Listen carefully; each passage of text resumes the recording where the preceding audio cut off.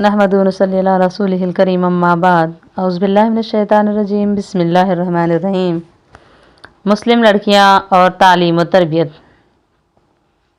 آج کا میرا عنوان ہے، آج کل کے ماحول میں شکایت عام ہوتی جا رہی ہے کہ لڑکیاں پڑھی لکھی ہونے کے باوجود اچھی اور نیک بیویاں نہیں ثابت ہو رہی ہیں۔ اس صورتحال کا سامنا مسلم معاشرے کو بھی ہے اور یہ وبا پوری تیزی کے ساتھ شریف گھرانوں میں بھی پہنچ رہی ہے۔ اب تک اس بات کا رونا تھا کہ مسلم گھروں میں لڑکیوں کی تعلیم کا اہتمام نہیں، لیکن اب تعلیم پر پوری توجہ ہے، پھر بھی معاشرہ محبت کرنے والی ماؤں، وفاشار بیویوں، سلیقہ مند، دین پسند بہن بیٹیوں سے محروم ہے۔ اس کی بنیادی وجہ یہ ہے کہ مسلمانوں نے لڑکیوں کی تعلیم پر توجہ ضرور دی، لیکن غلط ڈھنگ پر۔ ایسے اسکولوں میں تعلیم دلائی جاتی ہے جہاں کا نظام مخلوط ہے، یا پھر ایسا نصاب پڑھوایا جاتا ہے جس کا لازمی نتیجہ بے روی و دین بیزاری ہے۔ والدین مطمئن ہیں کہ انہوں نے اپنی بچیوں کو پڑھنے میں لگا دیا، مگر انہیں پھر اس کی فکر نہیں کہ وہ کیا پڑھ رہی ہیں، ان کو جو ماحول مل رہا ہے وہ کس قدر سازگار ہے۔ پہلے کبھی تعلیم کے ساتھ تربیت ضروری تھی۔ اسکولوں اور کالجوں میں اخلاقی اقدار، پاکیزہ معاشرت پر زور نہیں، بلکہ کتابوں کے پڑھا دینے یا نفس مضمون کے رٹا دینے اور اس کے نوٹس تیار کرا دینے پر زیادہ توجہ دی جاتی ہے۔ لڑکوں اور لڑکیوں کے بیجا اختلاط پر نہ کوئی روک ٹوک ہے اور نہ ان کے ہوٹلوں اور پارکوں میں بے تکلف جانے پر کوئی شکوہ۔ آج کل کی لڑکیاں تعلیم یافتہ تو ہوتی ہیں لیکن تربیت یافتہ بہت ہی کم۔ تعلیم کے ساتھ تربیت کے اس فقدان کمی کو گھر کے ماحول میں دور کیا جا سکتا ہے۔ یہ بھی سچ ہے کہ جتنی اچھی تربیت والدین کر سکتے ہیں دوسرا کوئی نہیں کر سکتا، بشرطے کہ انہیں اس کا احساس بھی ہو اور پوری فکر بھی۔ پرانے دور میں جب تعلیم کی کمی تھی، والدین میں احساس پوری شدت سے کار فرما تھا کہ تربیت کے معاملے میں کسی طرح کی غفلت نہیں برتی جاتی تھی۔ چنانچہ اس وقت کی لڑکیاں امور خانداری میں ماہر بھی ہوتی تھیں اور ساتھ ہی ان میں حد درجے کا تحمل بھی ہوتا تھا۔ ان میں اچھی بری بات برداشت کرنے کا غیر معمولی مادہ ہوتا تھا۔ وہ جس گھر اور ماحول میں جاتی تھیں اپنے آپ کو اس رنگ میں رنگ لیتی تھیں۔ ان کی کسی بات سے اجنبیت کا احساس نہیں ہوتا تھا۔ کوئی بات مرضی کے خلاف ہوتی تو خندہ پیشانی سے برداشت کرتی تھی۔ سسرال والوں کی کمزوریوں کو زبان پر نہ لاتی تھی۔ شوہر میں اگر خامی ہو تو اسے نظر انداز کر کے اس کی خوبیوں پر نظر رکھتی اور اپنی محبت الفت سے اس خامی کو دور کرنے کی کوشش کرتی تھیں۔ یہی وجہ ہے کہ اللہ تعالیٰ کی برکت ان کے شامل حال رہتی تھی، ان کی زندگیاں خوشگوار ہوتی تھیں اور گھر جنت کا نمونہ ہوا کرتا تھا۔ ایسی بیویوں کو اللہ کے رسول صلی اللہ علیہ وسلم نے دنیا کی سب سے قیمتی متاع قرار دیا ہے۔ ارشاد فرمایا، نیک عورت دنیا کی سب سے بہترین متاع ہے، یعنی دولت ہے۔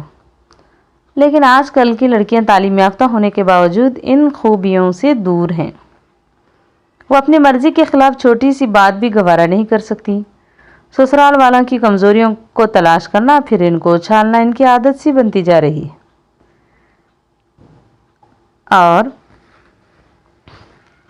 اپنی چکنی چپڑی باتوں اور ظاہری نمائش سے شوہر کو گھر والوں سے بدظن کرتی ہیں اور پھر ان کو علیحدگی پر آمادہ کرتی ہیں۔ اخراجات میں ذرا بھی کمی ہو جائے تو سارے احسانات و محبت کو فراموش کر کے گھر سر پر اٹھا لیتی ہیں۔ اگر پیسوں کی زیادتی ہو تو نت نئے فیشن میں بے دریغ خرچ کرتی ہیں۔ اگر اپنے ساتھ جہیز کی لعنت لے کر آئی ہیں تو اس کا غرور ان کے سر چڑھ کر بولتا ہے اور پورے گھر کو متعفن ہونے میں دیر نہیں لگتی۔ اس کی وجہ صرف یہی ہے، آج کل کی لڑکیوں کا زیادہ تر وقت گھر سے باہر گزرتا ہے۔ اگر گھر میں رہتی ہیں تو اکثر موبائل فون پر مصروف رہتی ہیں۔ تعلیم کے نام پر ان کو جو ساری آزادیاں حاصل ہیں، ان کے تیز بہاؤ میں، ان کے آنکھوں کی حیا، باتوں میں شرم، سر کا دوپٹہ، رہن سہن سے نسوانیت غرض کے سب کچھ مفقود سا ہوتا جا رہا ہے۔ پھر بھی یہ خوش ہیں کہ وہ زمانے کے تقاضوں میں پورا اتر رہے ہیں۔ والدین مطمئن ہیں کہ اپنی ذمہ داریاں ادا کر رہے ہیں۔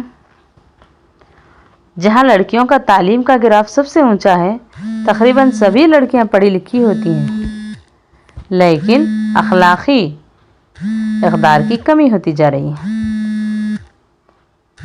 تقریباً 50% لڑکیاں شادی کے بعد طلاق لے لیتی ہیں یا خود دے دیتی ہیں۔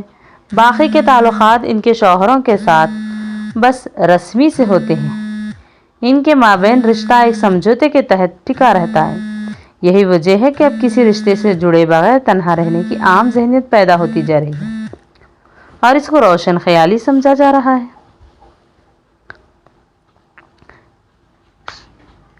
شادی کے بعد اپنے گھر کو پوری دیانتداری کے ساتھ سنبھالنا، اولاد کی تربیت، صالح معاشرے کی تعمیر میں مؤثر کردار نبھانا ان کی سب سے بڑی ذمہ داری ہے۔ لیکن ان کی طبیعتوں پر جن ایک قسم کی ہے کہ وہ گھروں کے پرسکون ماحول کے بجائے ریسٹورنٹ، ہوٹل، تفریح پارکوں میں وقت زیادہ بہتر سمجھتی ہیں گزارنا۔ حتیٰ کہ اولاد کا پیدا کرنا، ان کا پالن پوشن کرنا ان کی نسوانیت کے منافی ہے کہ اس سے ان کا حسن جمال متاثر ہوتا ہے، ان کی جسمانی ساعت بگڑ جاتی ہے۔ مغرب کی ناقص تعلیم کے ساتھ وہاں کی تمام اخلاقی بیماریاں بھی مسلمانوں میں پھیلتی جا رہی ہیں۔ ایسے نازک حالات میں والدین کی سب سے بڑی ذمہ داری ہے کہ وہ اپنے بچیوں کی تعلیم کے ساتھ ان کی تربیت پر خاص توجہ دیں۔ صرف تعلیم دلانا ہی کافی نہیں بلکہ تربیت بھی ضروری ہے۔ اگر تربیت نہ ہوئی تو ایسا علم مفید ہونے کے بجائے وبال جان، وبال ایمان بھی ہو سکتا ہے۔ روز قیامت یہی علم ان کے خلاف گواہی دے گا اور اس کی گرفت سے والدین سرپرست نہ بچ سکیں گے۔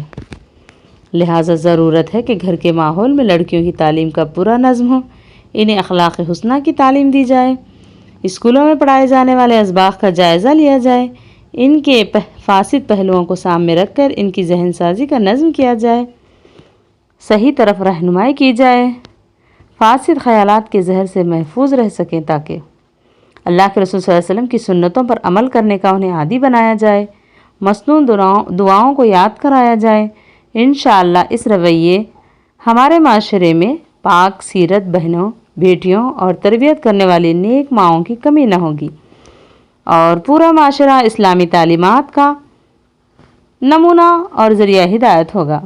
اگر یہ کوشش کامیاب ہو گئی تو روز محشر اللہ کے رسول صلی اللہ علیہ وسلم کی معیت نصیب ہوگی، جیسا کہ خود آپ صلی اللہ علیہ وسلم کا ارشاد ہے، جس نے 2 لڑکیوں کی پرورش کی، ان کی تعلیم و تربیت کا اہتمام کیا، ان کی شادی کرائی اور ان کے ساتھ اچھا سلوک رکھا تو قیامت کے دن وہ میرے ساتھ اس طرح ہوگا۔ آپ صلی اللہ علیہ وسلم اپنی دونوں انگلیاں ملا کر اشارہ فرمایا۔ اللہ تعالی ہمیں ان باتوں پر عمل کرنے کی توفیق عطا فرمائے، معاشرے میں نیک مائیں، نیک بہنیں بنانے کی توفیق عطا فرمائے، نیک اولاد بنانے کی توفیق عطا فرمائے۔ وآخر الدعوانا الحمدللہ رب العالمین۔